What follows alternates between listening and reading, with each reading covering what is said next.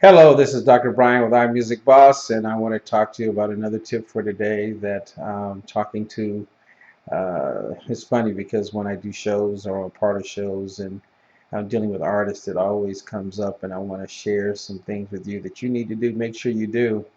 The artists that performed on this week were, indie artists, and it was at a small venue, and um, I was asking them for the business cards or asking them for websites and so forth, and they didn't have any of that information. And I'm like going, and this is a showcase, this is a showcase, and I'm like going, wow, how can you expect to get booked somewhere else or show your professionalism if you don't have the basic tools in order to be booked? And so, no one wants somebody they got to write down the telephone number or so forth. So, one of the things that I want to share with you is make sure you have the basic tools for marketing 101 with you at all times. One would be having some type of mailing list sheet or card so that way you can get people's addresses. So when you've done your set, that they can come and at least if you don't have your CDs out yet, you can at least get a mailing list going. Two, have some basic business cards,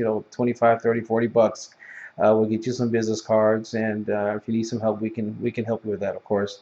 And also have a website, and one so that way you can uh, again, they can follow up as well. That will, and and an email address. And so I'll get into some of the other details earlier, but those are the basic marketing tools that you should have. And if you have more or larger budget, I've even asked these artists, did they have a CD out yet? And they say, yeah, but I forgot to bring them.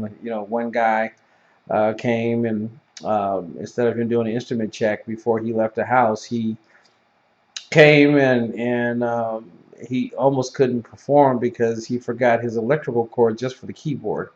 But it was a cheesy little keyboard. It was a Casio that was battery operated, so thank God he had batteries in it, so that way he was still able to perform. But you need those basic tools to be ready to show your professionalism, because it kind of scared me, that man, because I do events of my own, and I don't want to book a person that's not even halfway prepared, because one, they're not going to go out and do what it's going to take to bring in their followers, because they don't even know who their followers are.